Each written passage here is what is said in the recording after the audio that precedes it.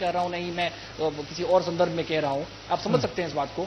लेकिन भाजपा अभी भी, अमित शाह ने भी जो रैलियां की है, मैं बता दूं कि वो रैलियां जहां जहां हुई वहां पे बिहारी और उत्तर प्रदेश के लोगों की संख्या बहुत अधिक थी। इवन उनके रैली में जो लोग आए भी वो बांग्ला भाषी बहुत कम थे। दूसरी बात, एक बात और यहाँ और कि कम से कम एक लंबे समय तक ये चलता आ रहा था कि जो बंगाली होते हैं उनकी वफादारी बदलती नहीं है। पश्चिम बंगाल के संदर्भ में कहा जा रहा था, जब तक लेफ्ट था तो बहुत लंबे समय तक लेफ्ट रहा।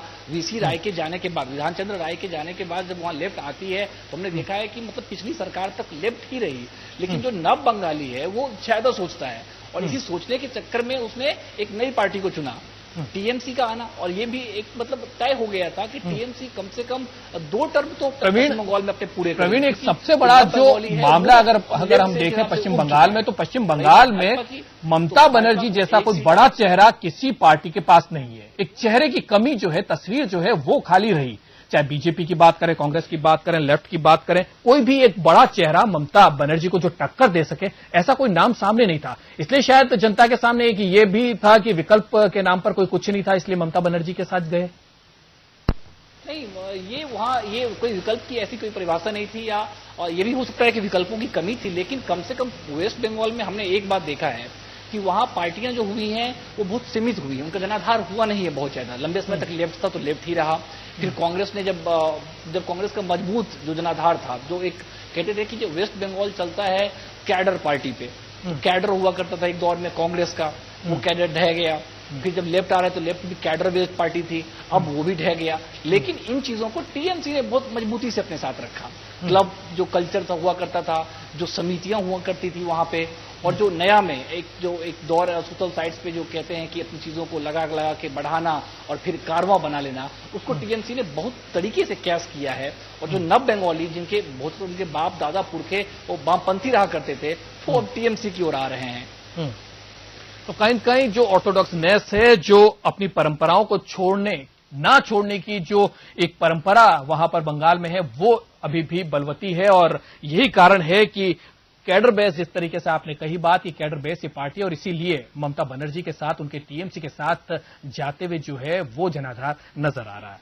चलिए बात तमिलनाडु की कर लेते। तमिलनाडु भी एक बड़ा राज्य है और वहां पर भी दंगल शुरू हो रहा है। रुझान जो मिल रहे हैं वो भी सीधे तौर पर जिस तरीके के सर्वेक्षण हुए थे उसी के अकॉर्डिंग आते हुए नजर आ रहे हैं। 33 पर एआईडीएम के अन्ना द्रमुक जो है वो बढ़त बनाए हुए। वहीं अगर द्रमुक की बात करें तो उसको बड़ा एक नुकसान होता हुआ फिलहाल नजर आ रहा है। और जिस तरीके की स्थितियां तमिलनाडु में बन सकती है वो थोड़ी सी कांटेदार नजर आ रही है। दोनों को 33 पर आगे जो अब तक के रुझान मिले हैं, 33 पे ही द्रमुक और 33 पर ही अन्ना द्रमुक, तो बड़ा कांटे का सा टक्कर है।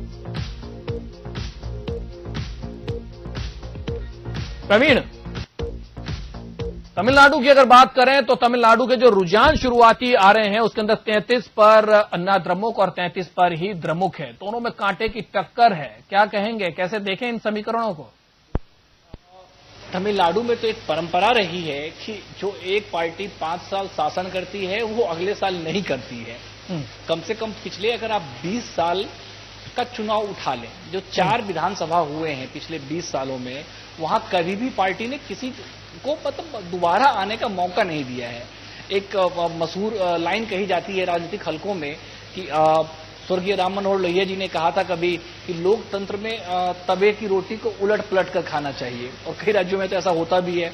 कम से कम अभी राजस्थान के संदर्भ में हमने ऐसा देखा है, और पहले पंजाब में भी होता था, हालांकि पंजाब में अब नहीं हो रहा है।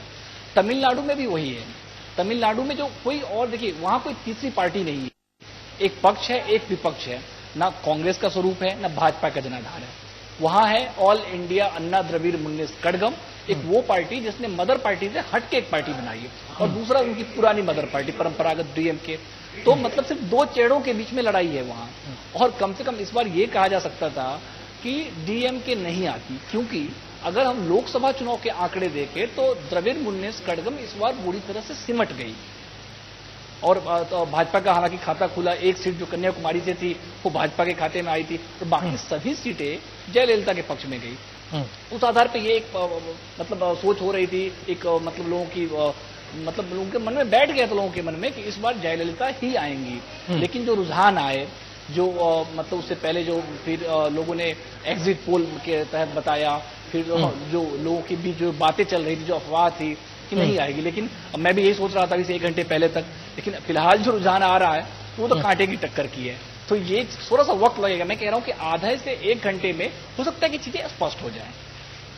जी, तमिलनाडु जो है बड़ा एक राज्य है, और अगर तमिलनाडु की बात करें, जयललिता की जिस तरीके की स्थिति है, और चाहे जो मदर पार्टी जैसा कि आप बता रहे द्रमुक जो है उसकी अगर बात करें, तो करुणानिधि ने जिस तरीके से सिंपैथी लेने की कोशिश की थी, क्या उसका कोई इंपैक्ट नजर आएगा? क्योंकि जो रुझान आ रहे हैं उसमें तो बड़ी कांटे की टक्कर बताई जा रही है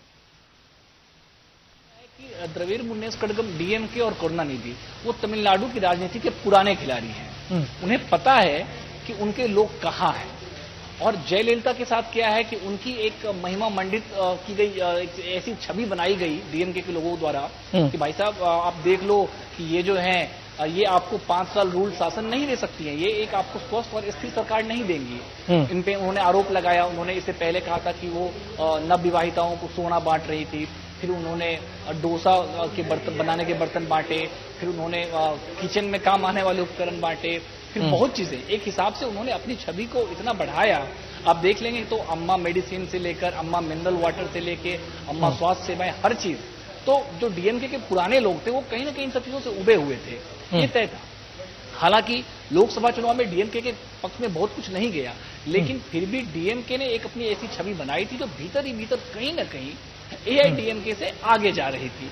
और शायद मैं कह रहा हूं कि अभी 1 से 1.5 घंटे के बाद ये चीजें स्पष्ट हो जाएगी कि लोगों का वो जो एक वो चला अफवाह चल रहा था कि ये इस बार नहीं आएंगी, वो कितना हद तक तो था तार्किक था। जी प्रवीण, अगर हम इम्पैक्ट केंद्र की मोदी सरकार के परिप्रेक्ष्य में देखें, तो अगर जयललिता अगर वहां पर सत्ता पर काबिज होती है तो बीजेपी के साथ जरूर पहले भी गठबंधन रह चुका है, तो सहूलियत होगी, क्योंकि राज्यसभा में बीजेपी के पास बड़ा जनमत नहीं है और अक्सर कर जो विधेयक है वो वहां कर लिंगरोन हो जाते हैं, अटक जाते हैं। तो कहीं न कहीं एक बड़ा साथ अगर जयललिता आती है तो बीजेपी को मिल सकता है, लेकिन वहीं दूसरी तरफ अगर इसका इंपैक्ट देखें तो क्या वो अपने फैसलों को जो एनडीए सरकार है उस पर थोप सकती हैं? क्योंकि करुणानिधि का बीजेपी के साथ या एनडीए के साथ आना थोड़ा सा मुश्किल है अगर वो सत्ता में काबिज होते हैं तो। मैं एक बात यहां बता दूं कि एक जो बहुत लंबे समय से अपने यहां कहा कि केंद्र की सरकार जो थी वो अलायंस बेस्ड थी, गठबंधन बेस्ड। बिल्कुल, हमने यूपीए को ही तो देखा ही 10 साल, उससे पहले भी जो राजद था, राष्ट्रीय जनतांत्रिक गठबंधन। लेकिन वर्तमान सरकार के संदर्भ में जो आपने बात कही है वो इतनी मजबूत है और इतनी स्थिर है कि उसे किसी से कोई खास गठबंधन करने की जरूरत नहीं। मेरा कहने का सीधे तौर पर तात्पर्य राज्यसभा को लेकर है, क्योंकि राज्यसभा में सीटें जो है बीजेपी के पास कम है, और यही कारण है कि इसकी वजह से जो कई विधेयक हैं, इंपॉर्टेंट विधेयक हैं, वो लटके पड़े हैं। तो कहीं न कहीं अगर जयललिता को ये मिलता है और आने वाले टाइम में राज्यसभा में उनकी सीटें भी बढ़ेंगी, तो कहीं न कहीं एक बड़ा फायदा जो मोदी सरकार है उसको मिल सकता है। राज्यसभा एक बहुत बड़ा फैक्टर है, और कहीं न कहीं राज्यसभा में अपनी सीटें बढ़ाने की जुगत में ही अमित शाह जी ने और पीएम नरेंद्र मोदी ने इतनी जी तोड़ मेहनत की है। आप असम से लेकर अगर आप कन्याकुमारी तक देख लो, आप मतलब ये जो 4 स्टेट्स हैं आप इनमें देख लो, तो अगर भाजपा ने इतनी मेहनत करने की कोशिश की है तो कहीं न कहीं उसके पीछे एक जो हाइड है, एक जो इंडिविजुअल जो एक उनका इंटेंशन था वो राज्यसभा की सीटें बढ़ाना ही था। और जयललिता का जीतना भाजपा के लिए एक बहुत बड़ा कहूंगा कि मैं उनके लिए एक वरदान हो सकता है, कम से कम राज्यसभा में सीटें बढ़ाने के संदर्भ में, क्योंकि करुणानिधि की बहुत ज्यादा उम्मीद नहीं की जा सकती है कि भाजपा के पक्ष में आएंगे। और जयललिता के चूंकि पुराने टर्म रहे हैं, उनके अच्छे टर्म रहे हैं, उनके अच्छे संबंध भी रहे हैं, कुछ और ज्यादा पुरानी बीती बातों को छोड़ दिया जाए तो पिछले कुछ एक सालों में भाजपा के साथ उनके अच्छे और मैत्रीपूर्ण संबंध, मैं मैत्रीपूर्ण टर्म इस्तेमाल करूंगा, मैत्रीपूर्ण संबंध रहे हैं, तो ये एक बहुत बड़ा फैक्टर हो सकता है और ये कहीं ना कहीं भाजपा के लिए मतलब बहुत बड़ा प्लस पॉइंट होगा। जी चलिए, बहुत बहुत शुक्रिया तमाम जानकारी हमको देने के लिए प्रवीण। तो प्रवीण हमारे साथ हमारे सहयोगी जुड़े हुए थे, और जिस तरीके के रुझान जो आ रहे हैं आप टेली हमारे चारों तरफ आप देख पा रहे हैं, एक एक पल की खबर आप तक पहुंचाने की कोशिश कर रहे हैं, और 12 बजे तक स्थिति जो है वो माना जा रहा है कि साफ हो जाएगी कि आखिर ऊंट किस करवट बैठेगा, किसके हाथ में सत्ता की चाबी आएगी। तो उसी का इंतजार हमें भी है। फिलहाल वक्त हो चला एक छोटे से ब्रेक का, ब्रेक के लिए रुक रहे हैं।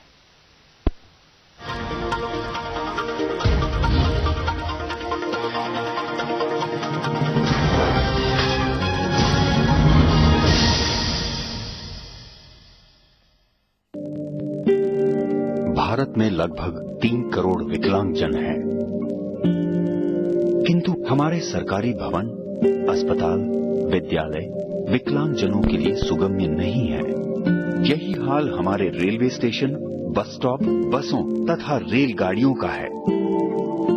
हमारी वेबसाइट्स यदि W3C सुगम्यता मापदंडों को पूरा नहीं करती तो वे दृष्टिबाधित और श्रवण बाधित व्यक्तियों के लिए पूरी तरह उपयोगी नहीं है। आइए हम बाधा रहित वातावरण का निर्माण करें। सुगम्य भारत अभियान। देश का प्रत्येक विकलांगजन अन्य सामान्य व्यक्तियों के समान स्वावलंबी होकर सम्मान और गरिमा के साथ जीवन यापन करे।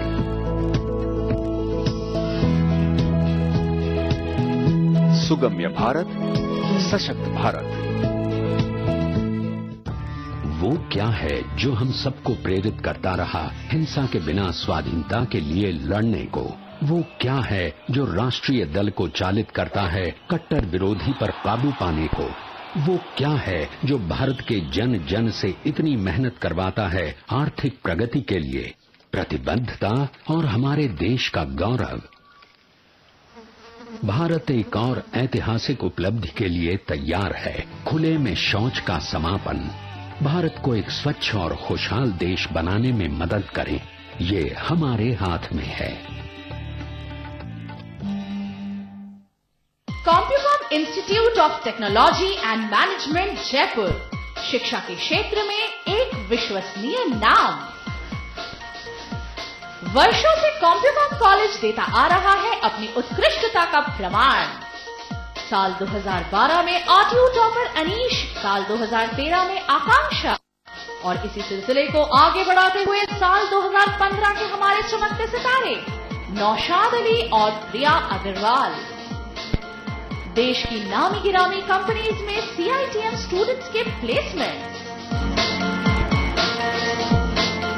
World class infrastructure, well equipped labs, छात्र छात्राओं के लिए separate hostel facilities, experienced faculties और साथ ही time to time industrial academic interface के तहत इंटरनेशनल वर्कशॉप्स और सेमिनार्स। शिक्षा के क्षेत्र में अग्रणी नाम AICTE approved Compucom institute of technology and management. तो आज ही ले admissions BTech, MBA, MCA, MTech या BCA में और सुरक्षित करें अपना भविष्य। RPET college code 38।